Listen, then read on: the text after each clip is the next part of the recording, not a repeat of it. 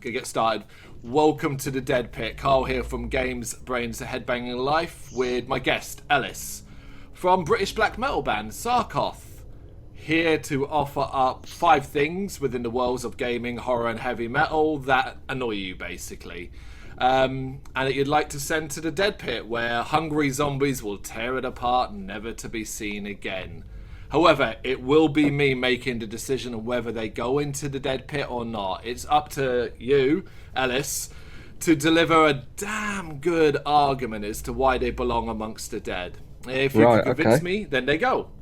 Okay. Now, you might be thinking, this sounds awfully familiar to a well-known British TV show. But you'd be wrong. This is the Dead Pit, that's its own thing. Ellis, how you doing? Yeah, I'm good, Tal. Thank you. How about yourself? Yeah, not bad. Get us started then with your very first offering. All right then. I think this is something that you tend to see more on like social media, and it's something that when I was about 13, I probably would have really enjoyed. But you know them like memes that you get, and it'll be like the Grim Reaper wearing brass knuckles and like wearing a band shirt, some shit band like Five Finger Death Punch. Yeah.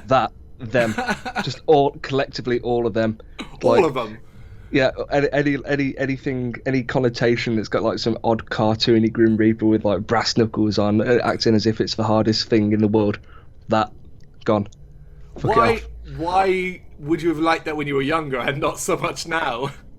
Because when you're about 13, you think, oh, that's cool. That is. Mm-hmm. That's heavy metal. That is it. You're not wrong. I can picture them on T-shirts and thinking when I was, early teens, going, "Oh, that's wicked." I had a brief stint with a shirt, a flame shirt. Oh, good. Yeah. Yeah.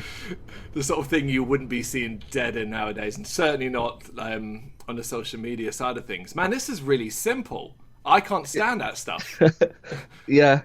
Well, I mean, the funny thing, you say that is something that exists on shirts. It does exist on shirt. Anything by Spiral, the brand Spiral. I don't know the band Spiral. Brand. It's a clothing brand. They have this type of imagery on it. Okay. Yeah. Are they the sort of thing when you? I'll use a festival example. There'll always be a shop at a festival that has these cut off shirts with these Grim Reaper skulls or wolves and stuff like that. Yeah, is that? Yeah. Oh! Yeah, that, and when people use that in memes and stuff like that, okay, I've changed my answer just of that imagery in general. I 100% agree. Fantastic. Can't stand that stuff. Ugly. It's so ugly. But you're right. When you're younger, it's like, that is so metal. Yeah, I've got one. It's like a zombie Viking thing with a sword digging it into the ground. And when I was in college, I was like, fucking, that is me. That's me. And now I don't think I've worn that in years. Oh, you still have it though? It's in there somewhere. But if I open it to get it out, my flag's gonna fall down. Oh right, yeah, no worries. You'll have to wear it one time when you're playing live. Ironically. I wish I could, but we've introduced an image recently, and just images on band shirts aren't a thing. It's just plain black. Mm-hmm. Yeah, so. You are right. I've seen the pictures and the change in imagery that you've gone through. You were a lot more simplified heavy metal look really before, weren't you? Battle jackets, jeans, trousers, and so on. Whereas now it's a bit more cloak based, right?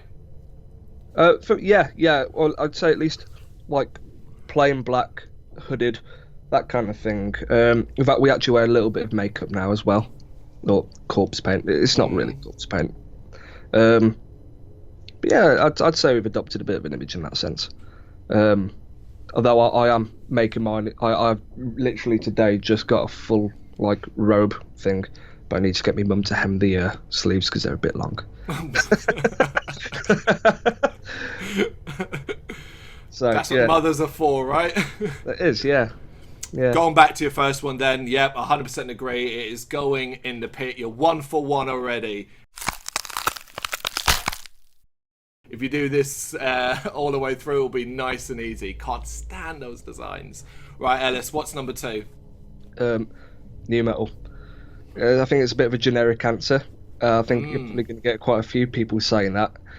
But I just can't stand it. I think every for example, let's say Limp Bizkit. Yeah. When I'm at a nightclub and I hear Fred Durst just doing his horrible high pitched voice, like, "Oh, the fellas," all of that shit, and I'm just there like, "Oh, turn it off, go away." And then just the kind of scene that sparked. I mean, there's a few good bands, but I just find for the most part it's very juvenile. Yeah. Okay, so just all of new metal. What bands from it then would you say, not necessarily like, but that you've said a couple of good bands? What are those? If you could think. Oh well, I think in terms of like the early 2000s and the late 90s scene, so you got your first couple of Korn albums, They Can Stay, Slipknot. Obviously they progressed out of new metal, but their few albums are still considered to be within the new metal sphere.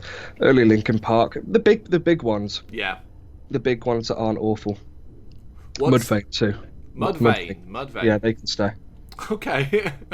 What's the number one band then within the new metal umbrella that you hate the most? Can you guess based on what we've said already? Yeah, I suspect it was, right? Yeah. I just can't stand it. So you didn't, new metal wasn't a gateway. No. For you, no? No, it wasn't. I wasn't really into music at that period of time. Well, I was only about 5 at that time anyway, so just showing my youth a bit there. Yeah, don't feel jealous. No, I was about to say, motherfucker. That was my teenage years. Well, unfortunately, they weren't mine. No, my gateway was very much Rammstein. Massively Rammstein, Ailstorm, and Amon Amarth. I think those 3 bands. Then I think it kind of progressed to Behemoth and Ghost. I did a bit of a stint with your symphonic and your power metal, that kind of thing. Nightwish, Evanescence, Sabaton, Blind Guardian, and I still enjoy all of them bands, but it's never anything that I'd really consciously put on now. But that kind of stuff was the gateway for me, and then from Behemoth I went further down the black metal line. From Ghost I just stuck with Ghost, because Ghost are fucking fantastic, and I will fight anybody who says otherwise. No, I agree with you about Ghost. Didn't love the new album, liked it a lot, but massive fan here as well. What, prequel or that one that they've done with like the funky Scooby-Doo writing? No, prequel. Oh, I fucking love that album. Okay. Give it a few more listens. Oh, it's Ghost. I'm always listening to Ghost at some point or another. So back to new metal then. So do you think it's fair to say that then, because maybe of your age, because you didn't grow up with it in the same way, that you'll have a different view in it? Like, you're looking at it potentially as what people look at it now, where new metal's a dirty word, beyond the nostalgia kick that's coming back briefly. New metal's a dirty word, and everything was lumped into it. Whereas if you were living during the period of it, it was a lot more fun. I don't doubt that it was fun. I just think it's a very dated thing. Well, I think some genres evolve with the times, but at least in my experience, new metal hasn't really done that. I feel like it's very much stayed in that time, and like a lot of things that stay in that time, that doesn't age very well. Yeah. So, when people get excited about it, when either a new metal band makes a revival or has planned to release a new album and so on, nostalgia kicks in. What does that make you think?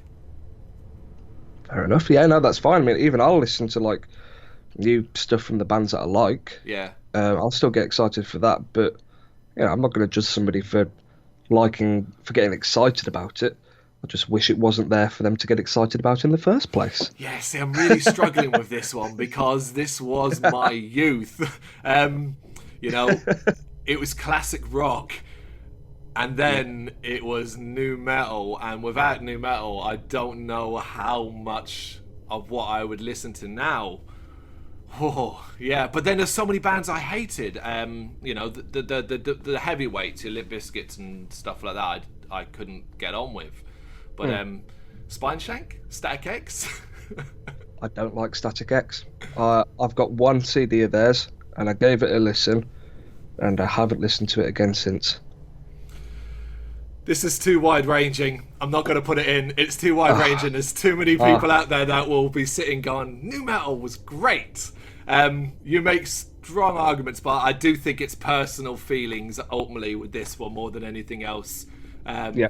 I think you are right about dated though, and any suggestion that, well, I don't know who in new metal that's left over is really releasing music anymore, at least in that style. There isn't anyone.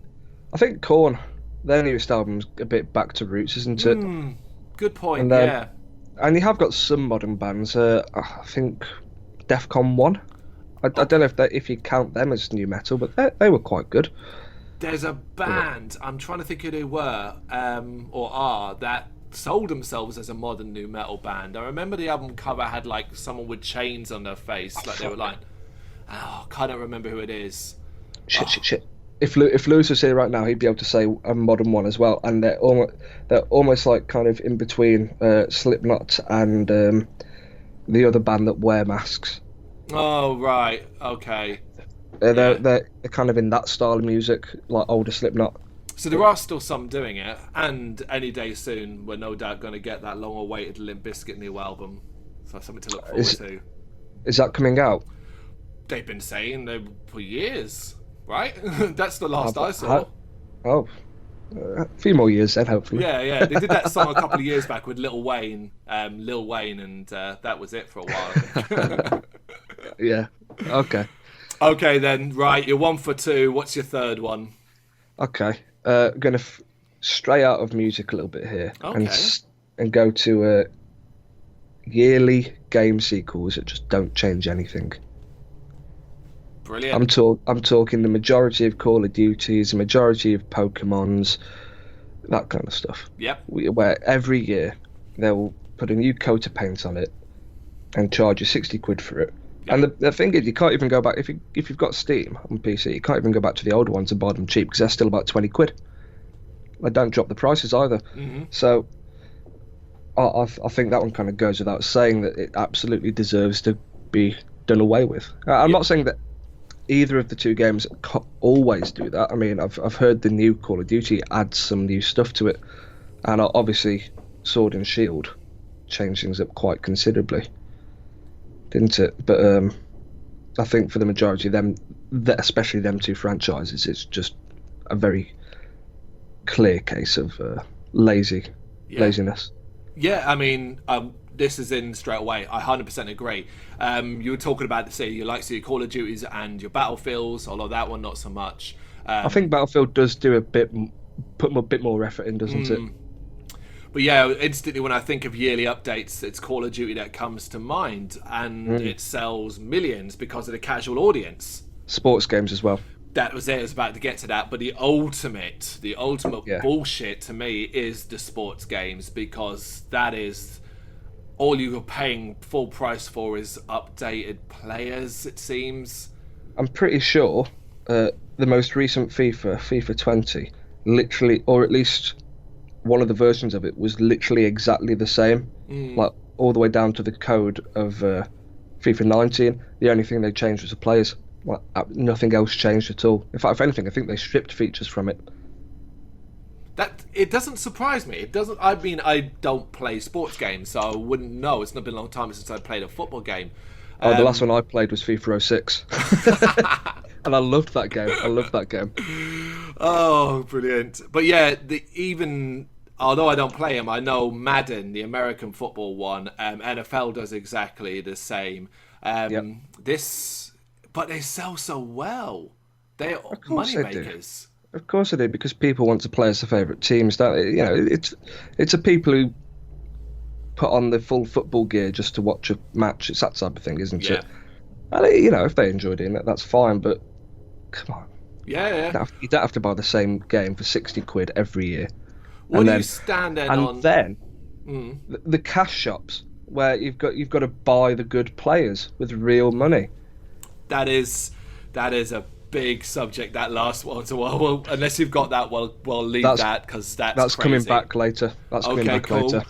What about not so much the yearly updates for these games, but the ones like Assassin's Creed and so on that basically use the shell of a game, release it a year later, but just change the location and characters? Is that something that would you put with that? Yeah, because that's a single player based game, and I think with single player based games that within a franchise, it's fair to keep the formula the same because you're going there for the story. Aren't you? You're going there for the, at least for me, I loved the first few Assassin's Creed games. I kind of fell off at Revelations. Okay, yeah. Was it Revelations? The third Ezio one? The old man one, yeah? Yeah, I fell off a bit there, but that was more due to mechanics. 3 had a good story, but I just forgot to carry on playing it, so it obviously didn't grab me that much. Clearly. And I never went on to the many after that. But for me, it was all about the story, and I think that's where the repeating of game mechanics is a far less egregious sin if it's a much larger game experience overall that you are getting your money's worth for just for the amount of hours it takes to complete the single player game. No, I think that's a very strong argument. There's some it hasn't quite, some that kind of it's gone off the wall for me. Far Cry, the latest sequels of Far Cry started to repeat way too much for my liking. Far Cry 3 did really well. Yeah. So they went, yeah, let's do that again. And carried on. Yeah. Yeah, I do understand that, yeah. And that is the exact same point that I just argued for in a way, because again, you're doing it for the story. But were the stories that good in the last few Far Cries?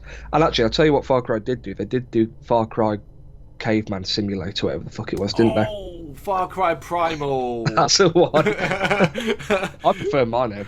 Oh, yours is way better. I miss the days of having malaria and struggling through that instead from Far Cry 2. Fantastic, isn't it? Yeah. Of course, I 100% agree. As a gamer, this is not something I play anymore. I couldn't be part of the yearly updates. I've enjoyed Call of Duties in the past. I think the last one I played properly was like Black Ops 2, and I think it's like way beyond those days now. And I used to play wrestling games.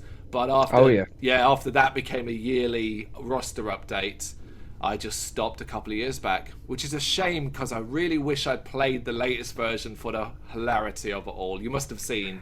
Oh, is that like where they're clipping through really I actually only made. saw that the other day. That's a rather new thing to me, but yeah, I have seen that.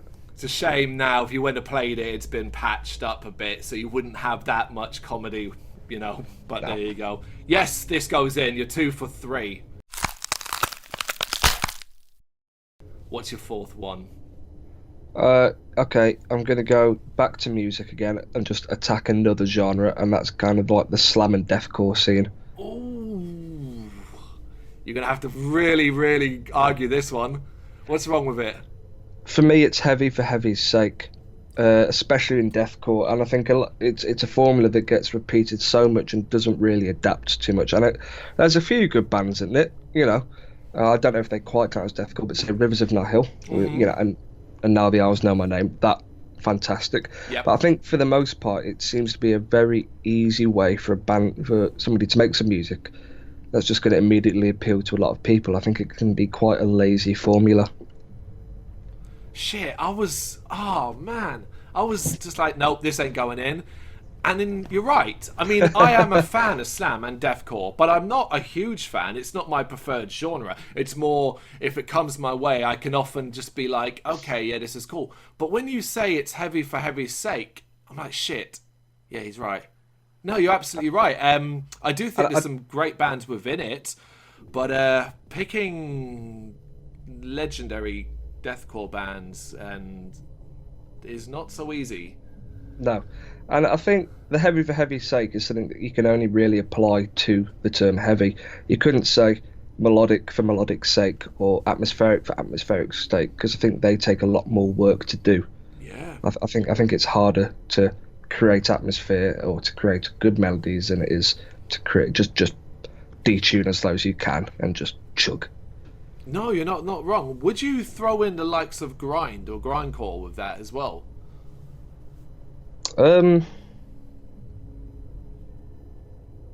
Probably.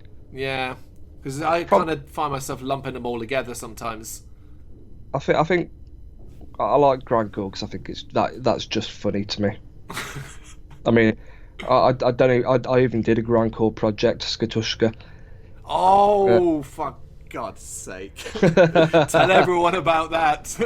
Skatushka is my attempt at I don't know if that's going to be in focus. It's my attempt at grindcore while using the Tushka meme to sell it rather than any sort of musical quality.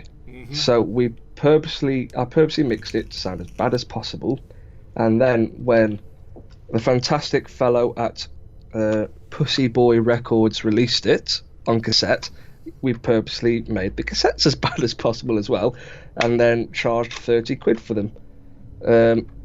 Nobody actually paid 30 quid. We gave like 90% discounts to anybody who actually wanted them. So we didn't actually charge 30 quid to anybody. That's what they were on there for. And we did 3 runs. No, we did 3 cassettes, and then the cassette player broke. So we couldn't make any more. Thankfully, we'd only got 2 orders, so that was enough for me and 2 more. But it was a fantastic little release. I mean, it even came with a cat playing card, which I think is very good, just to play on the Pussy Boy theme. Oh. And then it didn't have any lyrics. It had the occasional porn sample. Every song ended with a fart. So it was highbrow stuff. It was really intelligent music. And then I did a second album, and I was actually really pleased with it. But the Tushka meme had kind of died, and I went very political with it. So just nobody gave a shit. So official announcement here, because nobody gives a shit about the Skatushka meme anymore, we're going to do more albums just under a real name now. Okay, all right. In hopes that will actually generate some attention, because we did actually work quite hard on that last album. So it's going to be called Girth Crisis, this new album. Yeah. No, this new band. Because we've both got a bit of a girth crisis in the belly area. So keep an eye out for that. It's going to be awful. But you're having fun with it, clearly, which is sometimes more important than anything else. Oh yeah, it's great fun to do because it's such a low effort thing, which is exactly what I wanted to put deathcore in there for. It's just such a low effort thing. But this is low effort just for the sake of what can I do if I spend 15 minutes on a song. I mean, literally that first album that I had there, no song took more than 15 minutes to write, to start writing, to finish mixing. And that's because I didn't do any lyrics. I just made noises into a microphone. I remember when you were kind of messing around with it online, I watched or listened to a part of it on YouTube, because they're on YouTube, aren't they? Oh, yeah. Yeah, they are. I was like, yep, they're taking the piss. I'm not bothered looking at this. Oh, you should. The last album was good. If you don't mind strong political statements, the last album was actually quite good. If you can get past the awful production. Okay, I promise to give it a proper go. Bad production is fine. I spent my life listening to demos. This is true. Yeah, especially that awful 2017 demo. Oh, terrible no, stuff. Are you kidding me? Don't forget, like, you want to have impact. Don't forget what impact that had. The reason why we're sitting here talking right now is thanks to that demo, and how I love it. I love what came from that, and I love what you're doing at the moment. So don't ever knock the demo. Bad demo's a demo. You're always going to have iffy production, but when I think of it, I'd have to go back and re-listen to it. You know that it's probably been a while since, because obviously those songs I would listen to off the album now. Yeah, so it's changed. So I'd imagine going back, maybe then I'd notice it more. It's been, maybe I have to do that as well. Great, I've had a list of things I need to do. You're way more of an expert on deathcore than I am, so this one goes in. You make a strong argument. You're not wrong about it being noise. You're 3 for 4. What's number 5? Okay. 5 is kind of back to. It's not quite back to the yearly things, but it's bullshit DLC in games and cash shops that aren't like just purely cosmetic things. Something that gives people actual advantages. Mm-hmm. Where you can just pay. Everybody's paid the same price for a product, and then somebody's got a better chance at succeeding because they've paid a bit more, which is then unfair to people who can't afford to do that. I think it kind of removes the competitive element, and just it can always kind of damage somebody's confidence if they aren't able to perform like somebody else because they don't have the money to. So I think it's quite damaging in that regard. Yeah, it's a real hot topic in the gaming world. It's become something we're so used to, be it add-on DLC or say non-cosmetic stuff, take advantage and stuff like this. Yeah. I wonder if it's the same for you as it is for me. I don't see a lot of it anymore because I tend to not play games like this that have that. No, I don't see a lot of it, but you just need to read enough about it, and you see it's still everywhere. There has been some lashback recently. I think EA actually got into some proper trouble by a government about it. Not sure what country it was in, but I think they did actually get properly in trouble for it. Belgium, which is good. Was it Belgium? It was Belgium. You're talking about the banning of loot boxes, and EA were like, "We're not going to do it. It's gambling mechanics," and it was I remember. Yeah. Mm. That was a good step forward. But then also onto the DLC, like season passes as well. Ah, yeah. And you get cases where stuff. I mean, this is going back years now, but where stuff would be loaded onto a disc, but then you just had to pay for the DLC to then unlock that stuff on the disc. So you've got the product, you just can't have it. Yep. It's there in your hands, but you just can't have it. It's funny you say that. I literally yesterday that happened to me. So okay. Jurassic Park Evolution, you know the game? I've heard of it. I've not played it. So love it. It's theme park, but Jurassic Park. Yeah. I have a lot of fun with it, and I was been waiting for DLC packs, so 3 story-based DLCs to go on sale. And I was like, they're quite expensive. I think before they're on sale, they were like £35 for all 3. It's like, you know what? I don't love it that much. So they finally went on sale. And so I bought them, spent about 20 quid in the end, and it was something like 150 megabytes to download all 3. And I said to my wife, "Those fuckers! It was already there. I've just unlocked the door." Yeah, you've got the code, haven't you? Yeah, and it's been years since I've seen that happen. You know, it was like, I've forgotten they do things like that. Didn't it originally happen on like an old fighting game or something? Like, was it an old Mortal Kombat or a Tekken or something? I think the first recorded case of that was properly a long time ago. It might be, because I remember Mortal Kombat being the right stinker over being one of the early ones of charging for skins. Like, you can change the colour of your character. Street Fighter as well and things like that. Fantastic. Can you remember like a time when you made bad DLC purchase that you instantly regretted? I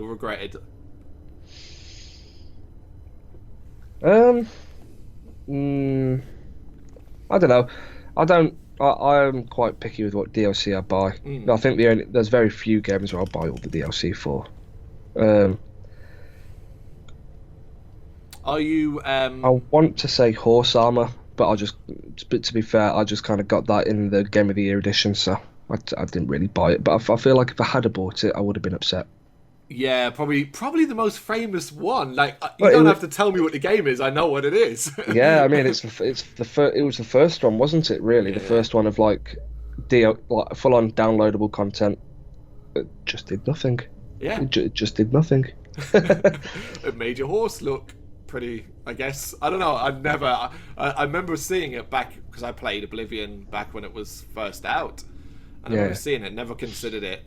Never liked using horses. There's always more of a walking guy. Yeah. Or you a kid as well from the online pass days? Do you remember the online passes? Which ones were there? Remind me. There was a code. You'd have to buy the game brand new to get a code with it that would unlock the multiplayer. If you bought it pre-owned, the code would potentially be already used, so you'd have to then pay. That's a short-lived thing. No, I don't think I remember that. What games did that? A lot of the major multiplayers. The one I remember I did pay for because I bought it pre-owned was a game called Homefront. Oh yes, yeah. That's one about Korea attacking America, isn't it? That's it. Yeah. So I remember I did that because I bought it pre-owned and wanted to play the multiplayer, and the multiplayer was actually good. But that disappeared. Like it seems in cycles, companies clock onto something, I guess, squeeze the life out of it until everyone pushes back, like it is with loot boxes now to a degree. Yeah, it just kind of milk it dry until they're slapped on the wrist enough, isn't it? It's yeah. But what you highlighted at the start is the guaranteed reason why it goes in. It's the effect it has on people. And when you talk about like people not feeling good enough and all that, I think of games like Fortnite.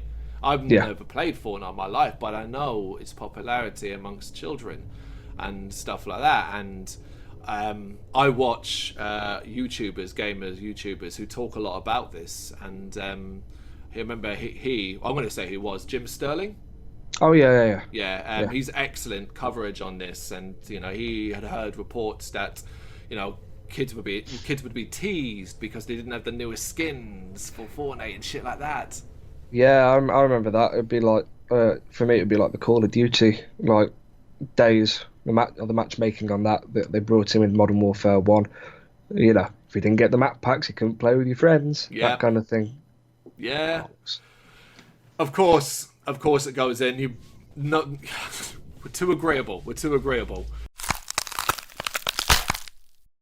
We are. 445. Well done. Only one. New Metal stays out to wrap its way into the future. No, please don't. You sure you don't want to change your mind on that? No way. Now, it's funny. Me and Brendan did a Linkin Park track by track, the debut Hybrid Theory, a few weeks back. Okay. And it was a nightmare to relive that. I'd forgotten how bad it was. So I should really be agreeing with you, but it's too important. It's too important. I quite like Hybrid Theory, but it's a classic. It is a classic, but I'm a bit sick of Linkin Park these days. Actually, I know I said I liked them, but I'm a bit sick of them. I feel like as soon as music comes on and I just hear it starts with, I'm like, no, it doesn't. No, it doesn't. No, it doesn't. Oh, there we go. There's your 5. Did a great job. Thank you, Ellis. Thank you. No worries. Thank you very much for watching. You can check us out on gbhbl.com as well as on Facebook, Instagram, Twitter and Tumblr. Go to Patreon and help us out over there. That's patreon.com/gbhbl, as well as Big Cartel, where you can find some of our merchandise. We have a podcast running on SoundCloud and Apple Podcasts. And of course, if you like this video, do us a favour, hit the subscribe button and help the channel grow. Games, horror and heavy metal. What else is life for?